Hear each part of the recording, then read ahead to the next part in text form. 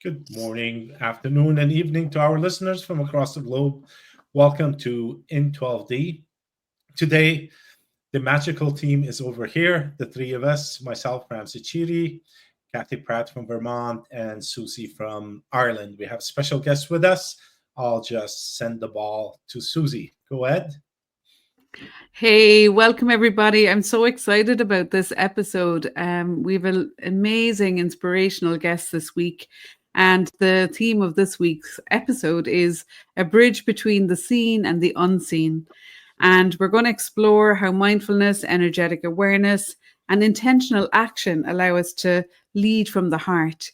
And to take us there, we have the lovely Shey, and she's affectionately known as Shey. Her title is Sherab Khandro, and based in, I think, Virginia at the moment.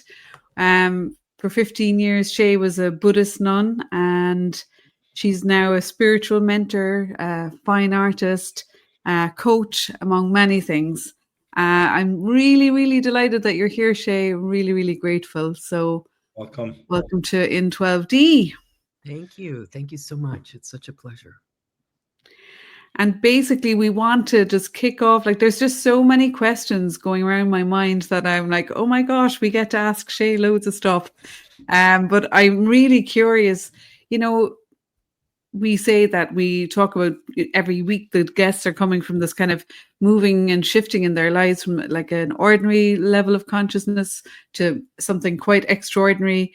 And I'm going to go straight in with the question that won't go away out of my head anyway. It's, how do you find your way in to become a Buddhist nun in the first place? And then when you've answered that, what happens? What's the moment when you feel, okay, it's time to move out? So if you're happy starting there, we would love to hear some of your story about how you got going in your journey. I love both of those questions, Susie. Thank you so much. And they really do point to some powerful things in a life. Oftentimes when someone asks,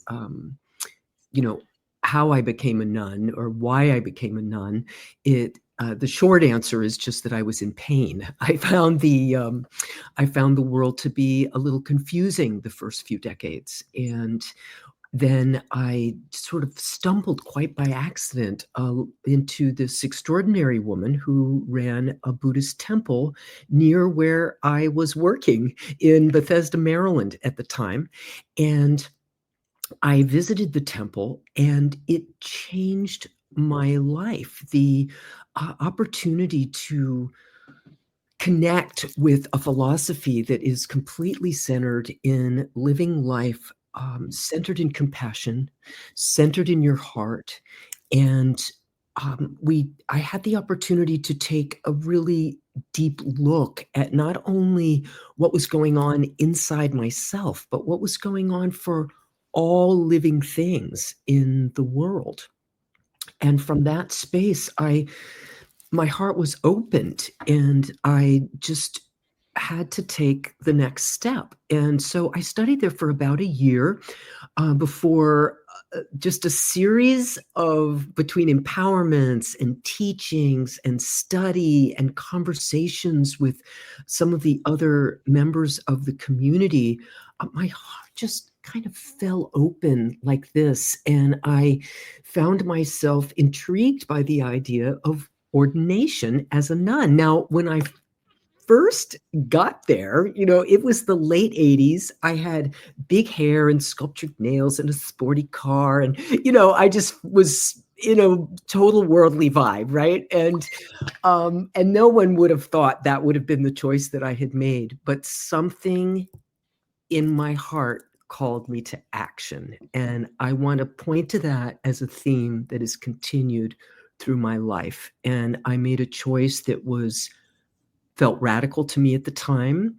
It certainly was an unexpected choice to my family and friends at the time.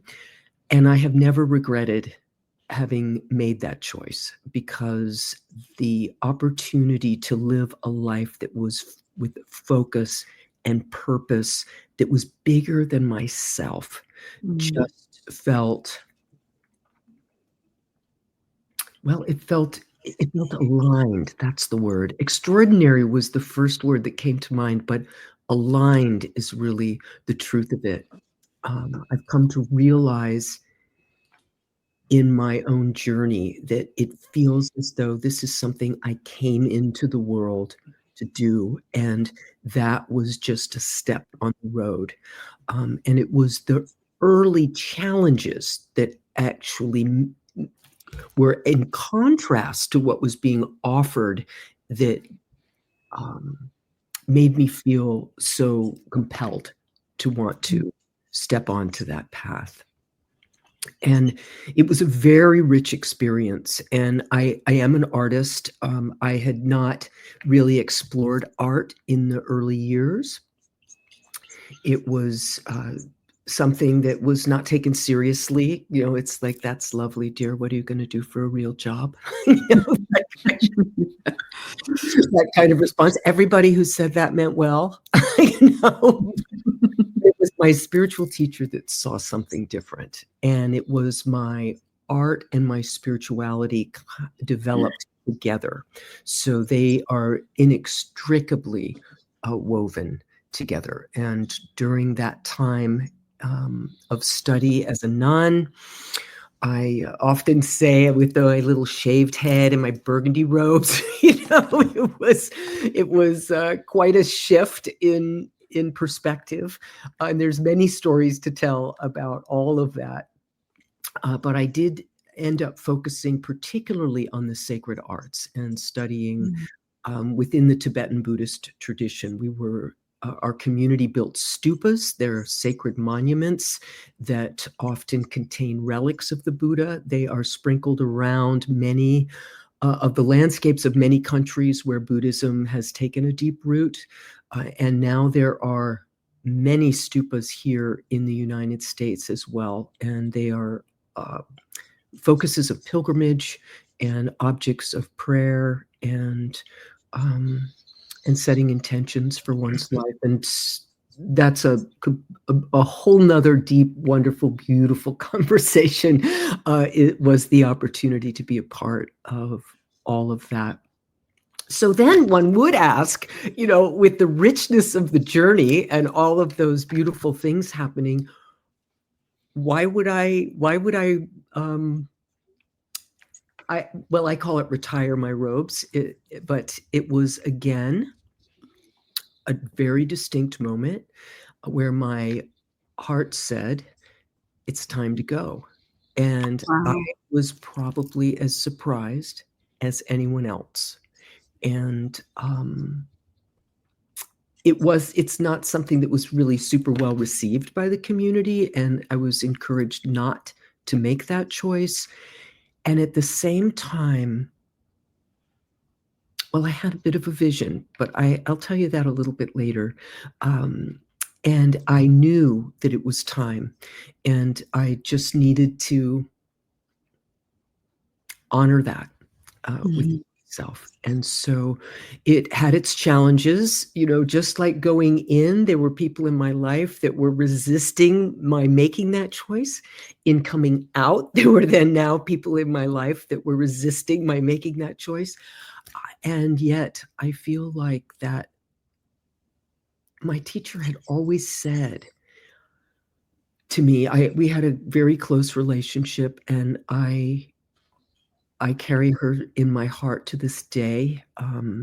She really transformed everything and set me on a course that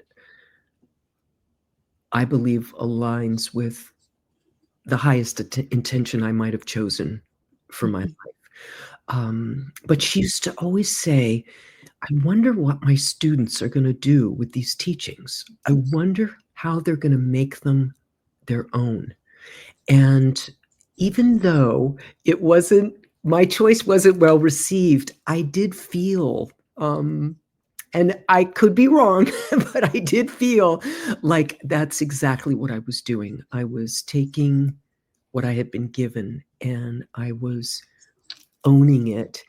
And then I was following what I'd been taught to do, which was to seek counsel through my own heart and the wisdom that lives there. So I did. I set off on a new path. Wow. That's brave. That takes so much courage. Like, because, I often feel like, gosh, wouldn't it be lovely to be a nun in that community, in that sanctuary, in the ancient teachings? It always feels to me like it's a place where you're really going to be held.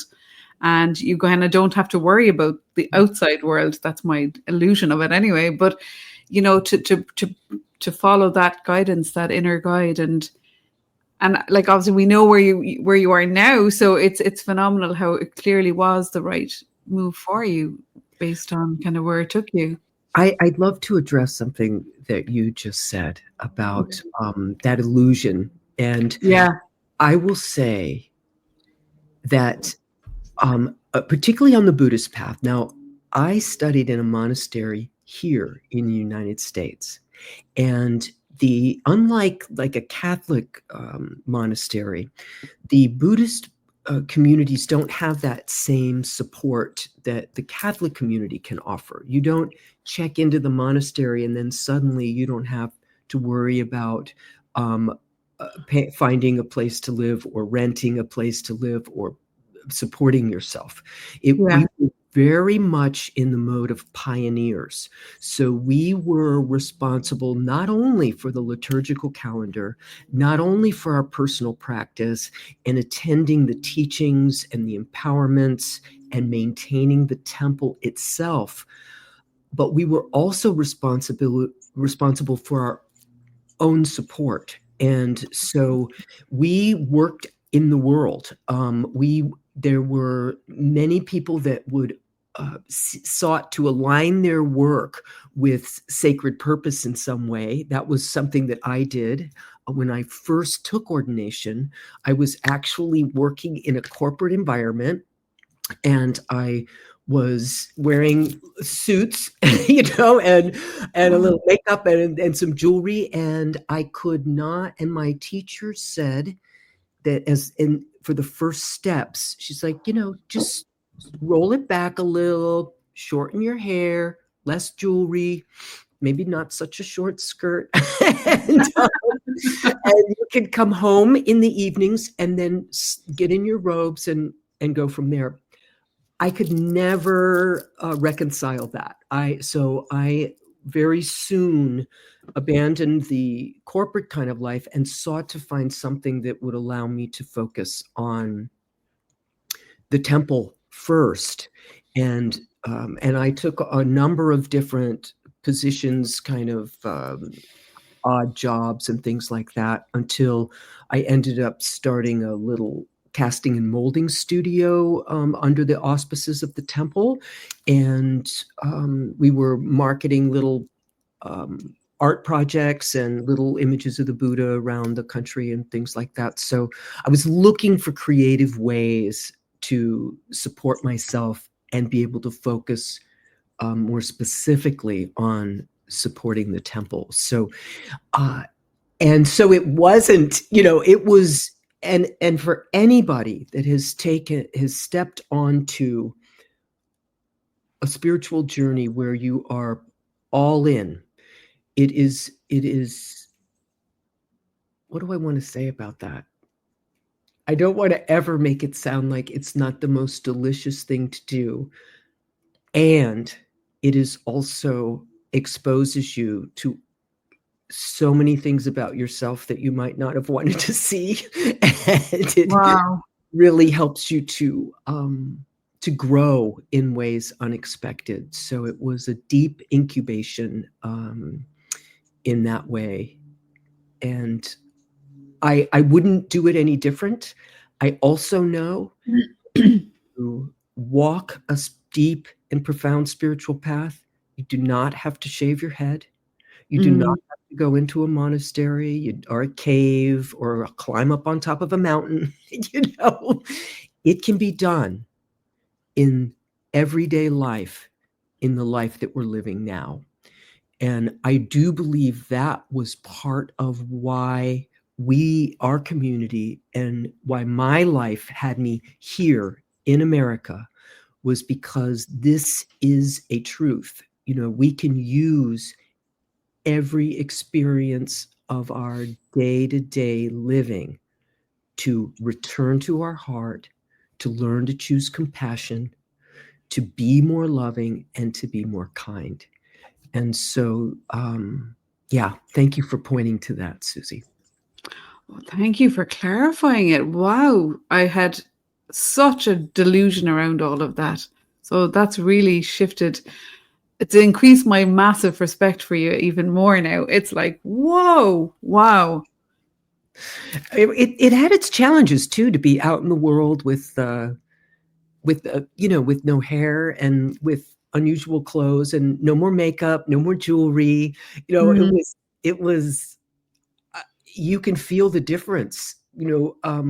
There was a time when, I'm almost 6 feet tall and rather long and lanky, and I loved my wardrobe, and I would command a space, when I would move into one. And then when you took away all the trappings, then people didn't respond to you the same way. They looked at you like there was something strange, or they might have even been kind of fearful. Of course, that's changed over time. This was back in 1990s, so we're an awakening culture, really.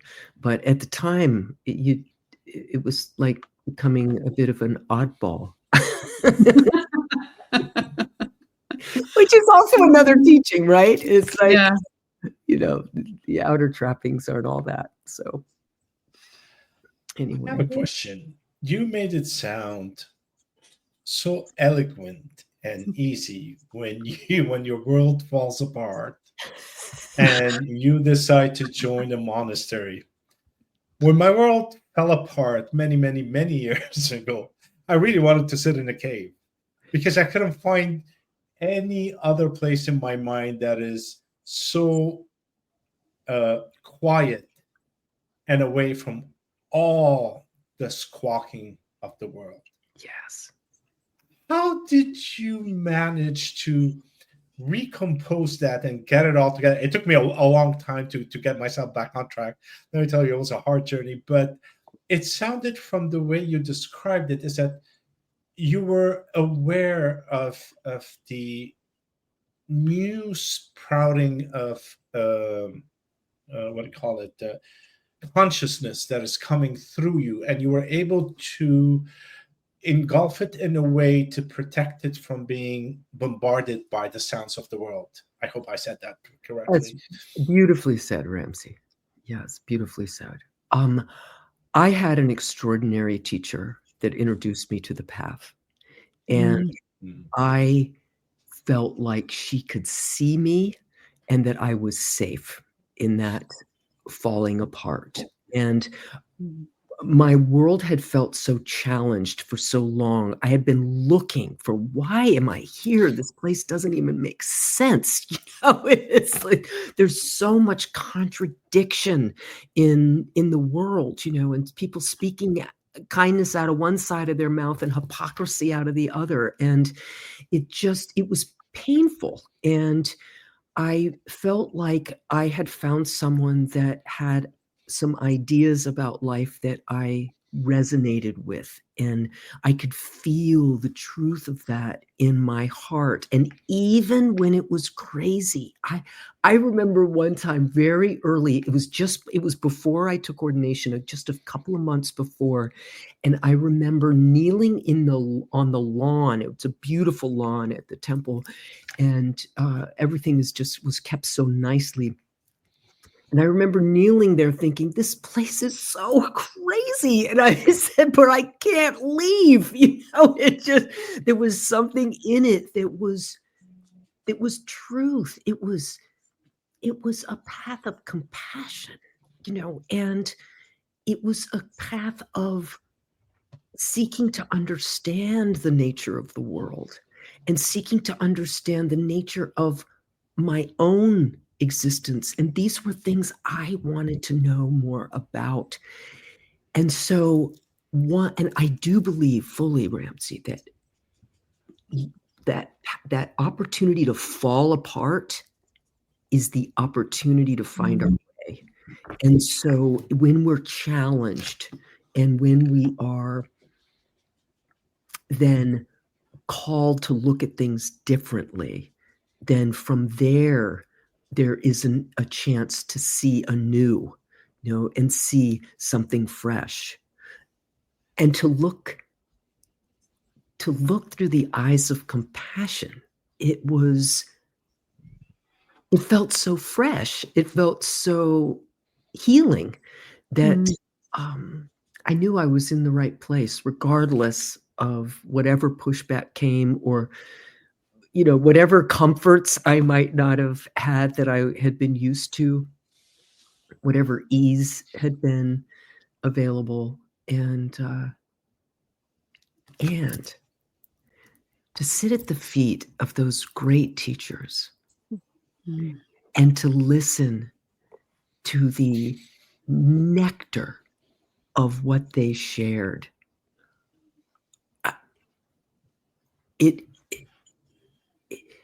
Part of the human condition is doubt, and we doubt ourselves, we doubt each other, we doubt the truth of this and that. And when I could just leave the doubt at the door, when I would walk into a teaching room, and it's very ceremonial, but when you're in the company of these teachers, there's like a nectar that's poured into your hand, and you taste and you put it on your head, and then you go in and you sit down with intention. And then I could listen from that space. I could listen without that, letting that doubt color what I was hearing. And it allowed it to permeate my being in ways that I know I wasn't aware of, and I may still not be aware of. But I know that I carry something that has changed my life and feels like it can be of service to others as well. That's beautiful. That's gorgeous, actually, and it's funny how it takes you from 0 to 100. Although the time is of no time, but if we look at it, it's a split of a second where you go from complete darkness into complete light, and your whole perception of life changes. It's just a profound, like, I would say something, even I know how painful it is when you go through that. It's extremely painful just to shed whatever you're holding, but it is the most beautiful gift anyone could ever receive. And the most beautiful gift someone can give to themselves. Yeah. Because we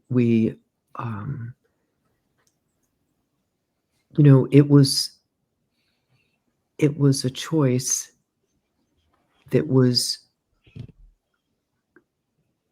it had to be made. I mean, that's not exactly how I want to say it. It wasn't happening in my head. It wasn't something that was logical. There were pieces of it that if I had taken the time to really think it through, I probably would have talked myself out of it. But instead, I have found that impulse to listen to that small, quiet voice inside is so important. It has marked my journey in powerful ways. So, thank you. Shay, what if we wove in your life with art into the conversation? I'm curious how the art mixes in to this story. Oh, I love that question, Kathy. Thank you so much for that. Because, I felt like an artist all my life, but then I also felt like it was being dismissed. And then when, so I just did it in moments where I wasn't doing other things. And then when my teacher said, well, you're an artist, I was like, what?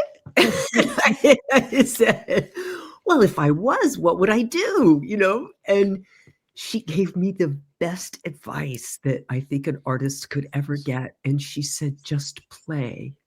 And she said, do not go to school.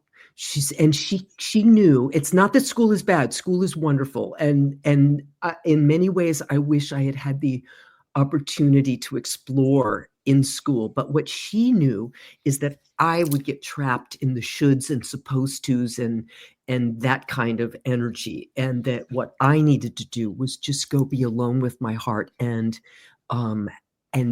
connect with joy and playfulness. And so I had permission, and I had someone I admired that had confidence in me, that was inviting that possibility. Well, and she gave you that title. Yes. We separate ourselves from saying I'm an artist. People do. Oh, and I've got a lot to say about that, because you don't even have to be, I mean, I'm not painting now and I'm not sculpting now, and I'm still creating as an artist. And I hope we have an opportunity to talk a bit about that.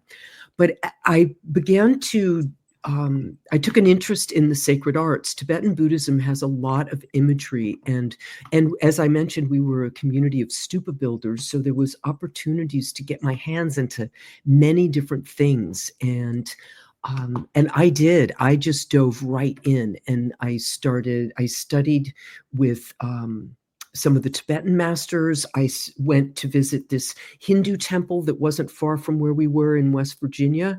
And the temple was in West Virginia. And I followed this guy around that was a sculptor and a mold maker. And it was the classic, sweeping the floor so that he would teach me about what he knew. And I stayed with them on different occasions, and we would chant together and share philosophical ideas. But the sacred art was always rooted in intention and purpose.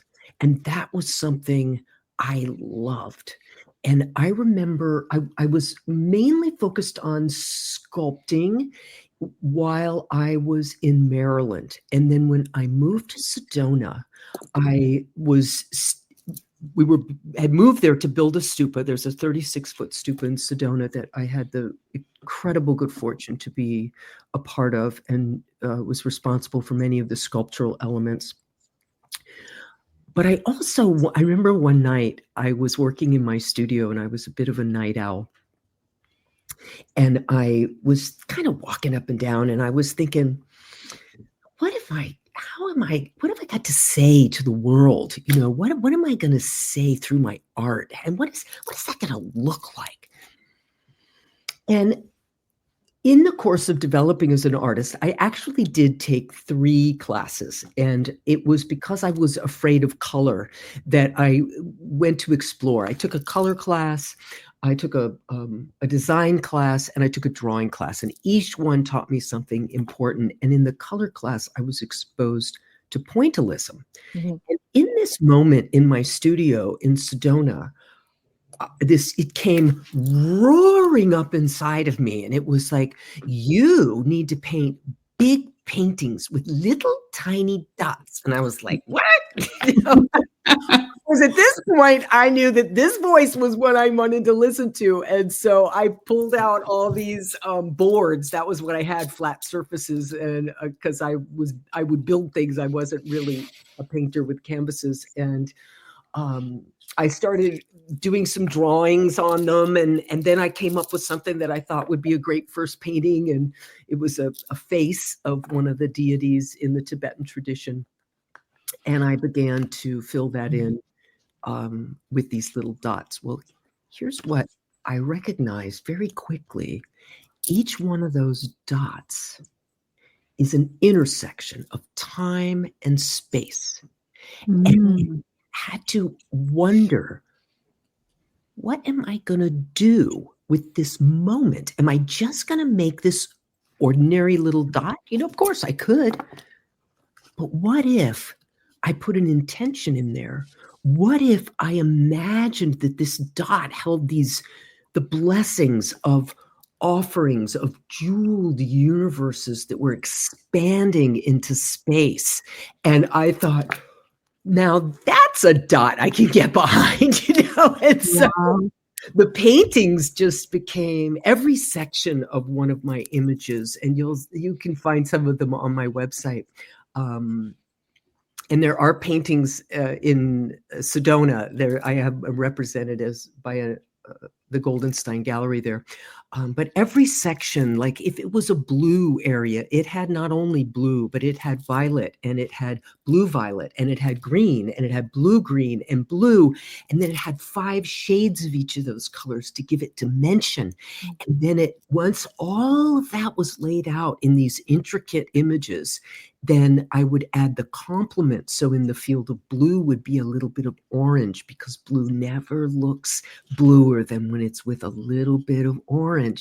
And so at that point, the whole painting would just relax, and it would just pop open. And it was, as an artist, it was so exciting to watch that process. And as a spiritual person, it was also very inspiring to feel like there was a purpose and an intention that was coming alive. Now, I'll say one more thing about that. In Tibetan Buddhism, these images, if you're painting the deities, it is a sacred practice, and it is a practice of, actually, the artist trains in, of course, the qualities of the Buddha. I'm still working on that. And you arise as the deity, and then you are invoking the deity.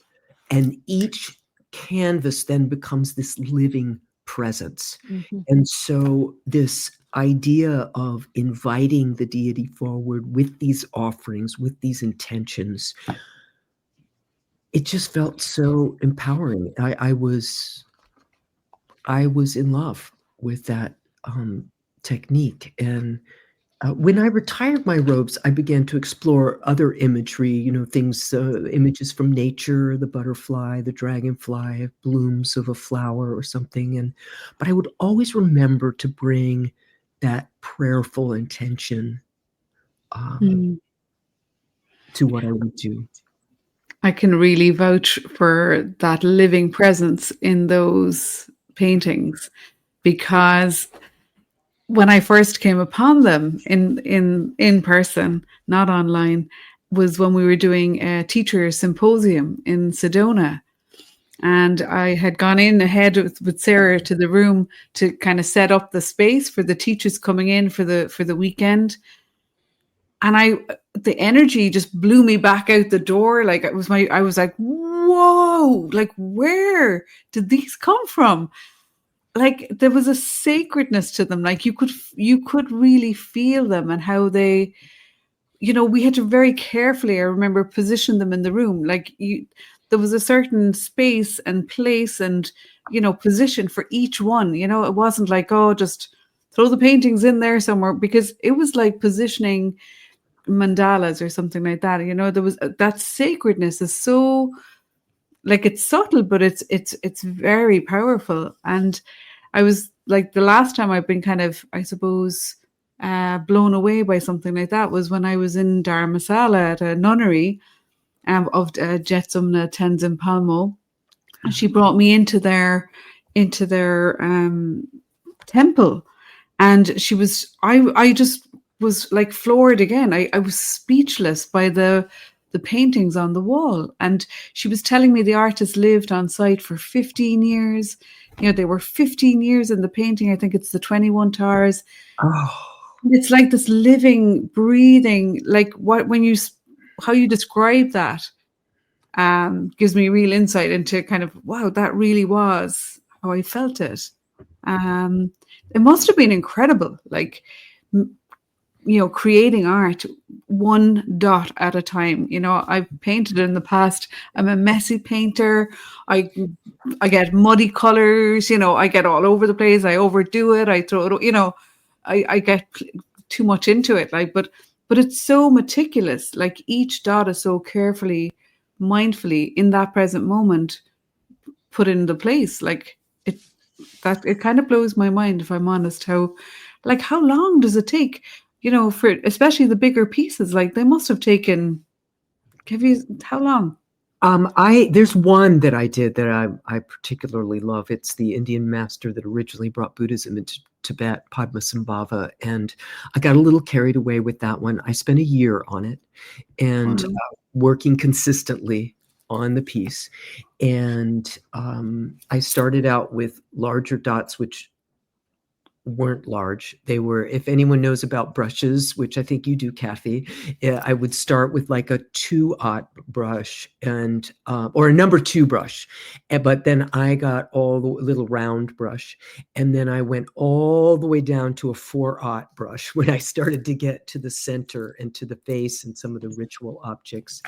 But on the but that one was 4 by 5 feet, so that was a large painting, and some of them were, others were that size, and then others were maybe 4 by 4 feet, and they would take, anywhere from 4 to 6 months, depending upon the complexity and the amount of detail of the deity themselves.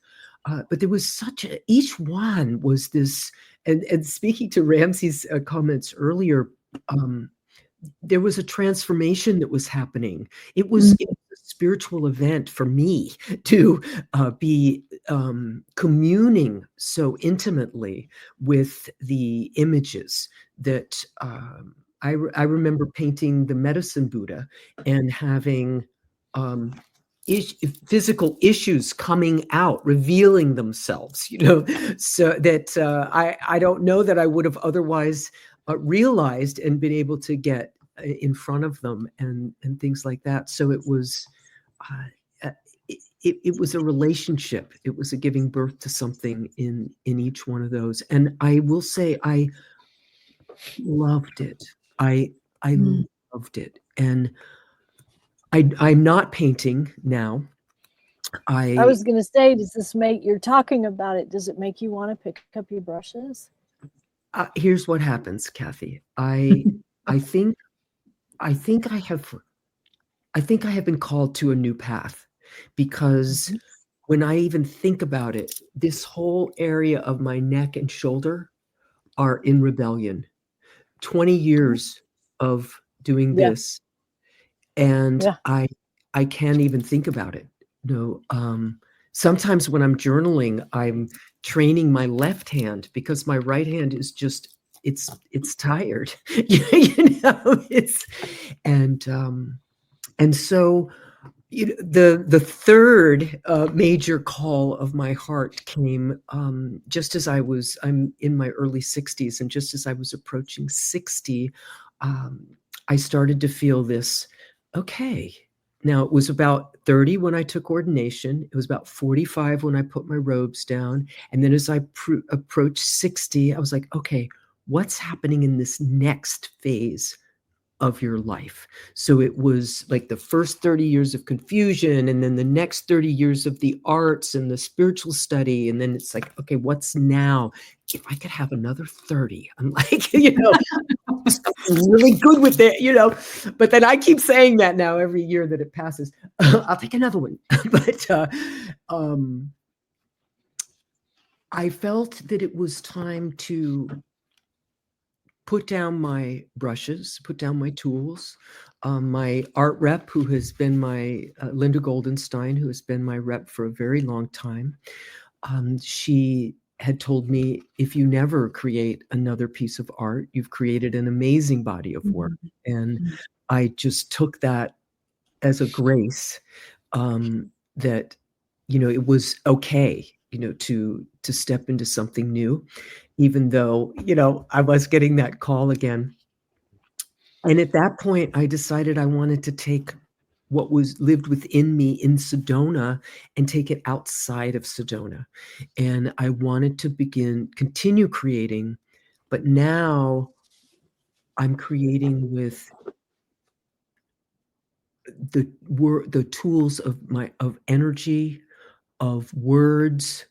I feel inspired to lead and cultivate conversations about our awakening, about our personal power, about finding that love for ourselves, within ourselves, as we learn to love each other more fully, and as we learn to care for our planet more fully. And I believe that with painting with those resources is an opportunity to create a more peaceful and compassionate world. And so that's the energy I'm leaning into now. And those are the tools I'm seeking to create with. Question. I'll get to this question after, but the first one would be, do you have some kind of courses or events that you work with people either one-on-one, in groups, to help them, not to help them, but to guide them through this kind of confusing time within their external life and also their internal struggle within themselves to fit with this evolving new energy on this earth? Ramsey, you couldn't have said it better.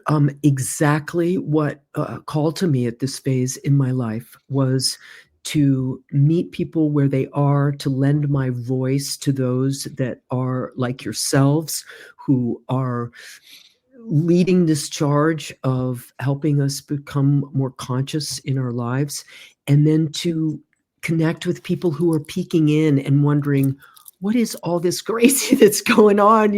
How can I find, how can I connect within myself and empower myself? And that is the story I wish to tell, because just like putting an intention in a dot, we can put intentions in every thought, every word, every deed. And so, yes, I am a mindfulness meditation teacher, and I feel like that is a powerful place where we can begin. We begin within. The entire journey, my own journey began within.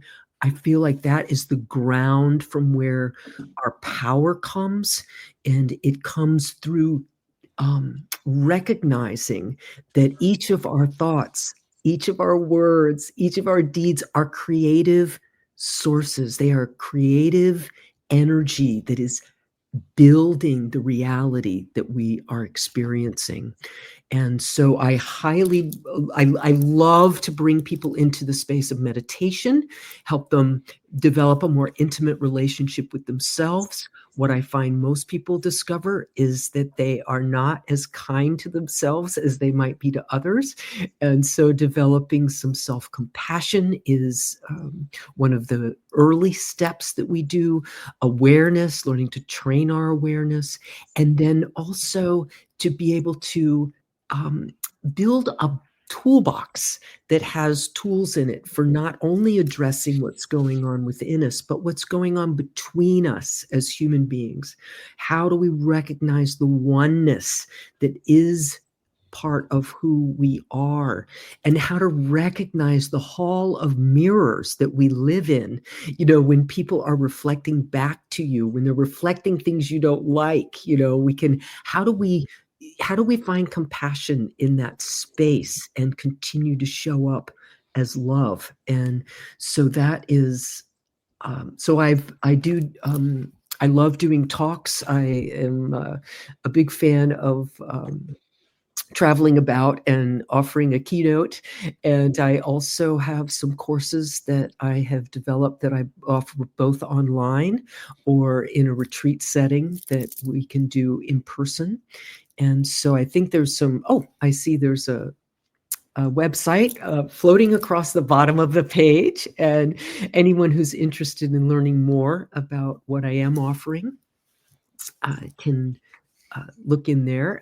One of the programs that I have going now is a 6-part foundational meditation, mindful meditation course. And I'm offering that starting next Thursday.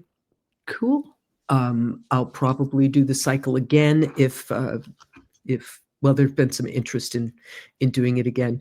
But in the fall, I'm looking to release a heart-centered leadership program, and that one has kind of set a little fire inside of me. So, that sounds so cool. It's like, go ahead, sorry, Ramsey. Susie. For the listeners that are not watching, they're just listening, the website is shayglobal.com. /staying-connected.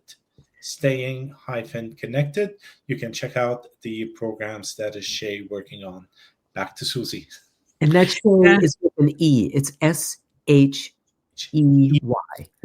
Yeah. And it'll also be in the description under, if you're listening to this on a podcast, if you read below the audio, there'll be a description of Shey's website and links and stuff like that. So I'm really interested, Shey, you're coming out of like your own very personal journey, and now you're really bringing everything that you've learned along the way and offering it so generously to people. Because I know you do your regular, is it every second Sunday you do an online meditation?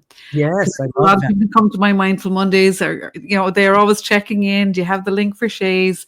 So it's great that you're doing these online programs as well, because I find there's such a demand now. There's really a calling for it. But my question is about, I'm always thinking about, let's say, I love working with people individually, right? And even in the people who come in my online community they're just so committed, and I'm so, buoyed by their commitment. As long as they keep showing up, I keep showing up, but so they're self-selecting. Whereas when I worked in a more corporate environment, I felt like the corporation was putting me in there to kind of tick a box, sort of, that it was kind of the latest thing that they were going to put in there, and my question to you is it really possible to build a kind of spiritual community within that corporate setting? Because I personally don't think it's the right place. When people are at work, they're at work, they're there to earn a living. And I feel like the practice is so personal that it's a self-selected practice. So when you're in a more corporate or like executive leadership space, obviously if you're working independently with individual leaders, that's different. But are you working within communities within that corporate sector? Do you think that's a possibility? Oh, such a beautiful question, Susie. And I am going to give that answer a resounding yes. And Okay. Here's why. Here's why. We are speaking louder just by our presence than we do with our words. Mm. And so when we walk into a space, if we're holding that loving, compassionate intention within our own hearts, if we are recognizing the common humanity that we share, even with that person that works your last nerve, or that person that is pushing for something that you're pushing in a different direction, we still, our common ground is our humanity. And if we meet each other in that space, just in that presence, we're creating change. So when I think about heart-centered leadership, it doesn't mean you have to be in some sort of position of higher influence. It means that you can lead by the choices that you make in each moment. It means with yourself, with your kindness to yourself, with your honoring yourself, with your being patient with yourself.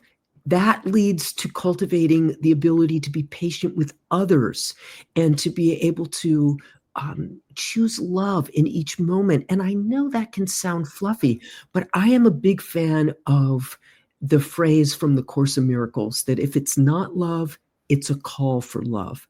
And so any situation has that opportunity, and you find those in a corporate environment. You find those when you're shopping in the grocery store. You find that when you're sitting in traffic and you want to get annoyed.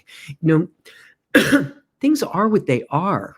Just learning to be present and more mindful and intentional is a leadership quality that will translate into any kind of environment that you are in. And so I think that can be, it's almost stealth, it's almost invisible. And it's a personal choice that we would each make. What world do you want to live in? Mm. Be that person. Treat others and let go of the victim posture. We are not victims. We each are a creative force. And it is our consciousness that we are creating with. And if we take responsibility for that, then we can recognize that even that those people that challenge us it's like they've just handed us a heavier weight at the gym. They've handed us an opportunity to go a little deeper, to commit a little more firmly, to wake up within ourselves something with more intention and purpose and power. And so, yes, I believe that each one of us leads wherever we are. And I'm also going to say that many of our systems are broken. And I know all of you talk a lot about the divine masculine, the divine feminine. Both of those have a place in the world. Yet our masculine model of behavior is more competitive and it's more one-upping. And you find that a lot in a corporate environment. A more feminine model is the more collaborative model where we see each other's value and we support each other in being the best we can be, knowing we're connected and that it's going to be a win for all of us as we do that. So our systems are changing. The corporate environment is expressing as an old model. It does not need to be done away with. It can be transformed from within by all of those little choices. That's something my dots taught me. Every dot adds up. One dot on the canvas just looks like something you'd scratch off so you could start your painting. But every dot matters and it adds up to something unexpected and beautiful. Wow. Profound. Just a quick one. Kathy had a technical difficulties. Her computer crashed. So hopefully she'll connect with us before we're off. We still have 7 minutes, but she does apologize to everybody on the call.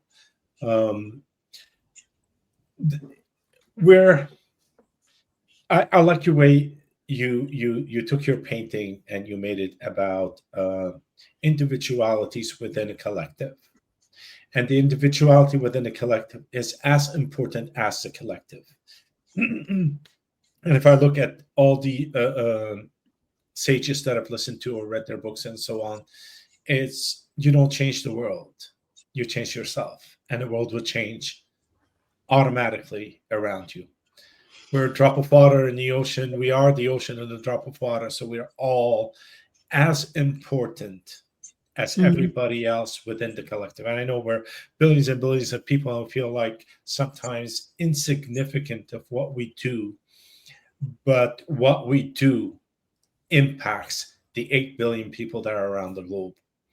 And I love the way you took it into your painting of and by the way, I don't know how you did that, but I did have a vision of how you did that. But every drop is just as significant as the other drop right next to it or as far away from it on that piece of canvas. Yes, they are all essential. We're all essential. We're amazing. We're amazing. Human beings are amazing. I mean, we can be, we can make a mess of things too, which we have in many ways. We've made a mess of things. And I say we because I'm in the mix. I'm not a victim to the world that I find myself in. I'm here with an opportunity to create change, to envision something new, and those are the conversations I'm interested in, and those are the opportunities that I think we all have. We can ask ourselves, where do I want to live? What world do I want to live in? And take responsibility, I guess, isn't it? It's really like each one of us has to step into that individuality, empowered, that we're here for a purpose, we're here for a reason. And we don't have to. Yeah. We can keep rolling with the status quo, or excuse me. I don't know. I think the day comes when people kind of feel that there has to be more. You can go with the status quo to a degree, but I think sometimes something starts scratching you, or nudging you or poking you or something. And what I'm really interested in, Shay, is, how your own personal practice has probably evolved hugely from you, Shay, in her 30s, as a novice, and, Shay in her 60s, as an incredible, leader, mentor, and coach as well. So, I know as a meditation teacher, we have to, what should we say? We walk our talk, we have to have our own personal sadhana. And has your personal practice changed a lot or evolved much in the last couple of decades? Yeah. Yes. And you know what? That's such a beautiful question, Susie, because I think that any of us can look, I can look, I guess I'll speak for myself, and see that there's a constant evolution. There's a constant shifting and changing. Some of the things that have stayed the same. My practice as a nun was very specifically Tibetan Buddhist practice in a formal environment, and it was beautiful and sacred and nourishing and amazing. And there's sometimes that I do miss those larger practices with all the deep chanting and the bells and cymbals and drums and ritual that went with that was so beautiful. And yet it has changed, and it's more, and then it moved to being my art was central to a lot of my practice. And now it is just as consistent, and maybe even more consistent, because it needs to find a steady pulse, a steady rhythm within, without the structure around me. So it is something that I rely on very much. And some of the elements that are the same are the practice of being present for my body, being present for how I'm caring for my body, am I eating well? Am I listening to my body? Am I giving myself the rest that I need? Maybe not always, but it's on my mind. But my meditation is so important to me. It's that quiet time of sitting in contemplation or silence at least once and twice a day. And then also being open to study and educating my mind, being open to learning more about what is not from well, I think sometimes people feel like looking at popular culture or looking at the news or something is educating yourself, and I'm not sure it's any of that's more than entertainment. But and there's nothing wrong with entertainment, if you're finding value and benefit, if it's soothing your system, or if it's calling, helping to call you to action. But reading poetry and reading things from the great philosophers throughout time, and some of the modern day philosophers and how they're managing what's going on in the world. I think are so many. We're living in the age of information, and we have the opportunity to access so much rich content, and even conversations like this, where you don't feel alone. You're like, oh, wow, I see other people are feeling like this. Other people are talking about these things. Oh, there are resources for me to plug into. I can find community anywhere, even on the World Wide Web, but I find it so rich to just continue to bathe in the ideas that are guiding us towards the possibility of seeing our world more clearly in its nature and understanding and kind of removing the veil of our own habits and conditioning so that we can get closer to something that we might be able to recognize as truth. So I would say those things are an important part of my personal practice. Wow, I feel like we need another hour because I feel like we're just kind of really getting in now, but we'll definitely have you back, Shay. That is so interesting. And I do feel grateful that we're living in this age of this technological age because, I can be here in Ireland, Ramsey's in Peru, you're over in Kentucky, or I keep forgetting the name, Virginia, excuse me. And we're in Sedona. I'm still technically a Sedona resident. But we can be anywhere in the world and we can meet online and we can have this very nourishing, nurturing, hopeful conversation. And we can access the teachings and we can access the teachers and the books and the philosophies. And as you said, keep feeding ourselves. We just keep nourishing and nurturing ourselves through study and community, really, essentially. I think we grow a lot. So we're feeding the field. Oh, connected field of energy in which we all are, who we all are, and we feed that with our thoughts, our words, our conversations. So, yeah. I need to get you back on because I'm studying about dream yoga at the moment, and I've been reading like book after book. So I'd love to talk to you more about that if we can get you back on at some point. But I know Ramsey's probably going, whoa, we're over time. So I do know we need to wrap it up. It's okay. We're 2 minutes over time. That's not a problem. Shay, it was awesome having you on the show. The inspiration that you brought in was amazing. And like Susie mentioned, would love to have you again sometimes in the second half of the year. Thank you. And for all our listeners, thank you very much for being with us today. I know it's just 3 minutes past the hour. We're good. We're having a blast. And we'll see you next week. Shay, thank you. And stay on the call. We'll see you in a sec. Thank you. Can I just interrupt and take another 20 seconds? Just to remind, if you're still on the call listening, we're doing a little workshop online called Tea with the Ancestors, and it's happening on the 25th of April online at noon Eastern, 9 a.m. Pacific, 5 p.m. UK and Ireland. You get to bring a photo of your favorite ancestor, a cup of tea and a notebook and a kind of playful curiosity, and we're going to just do a little ritual and connect in and have some fun. So everybody is welcome and absolutely no experience is necessary.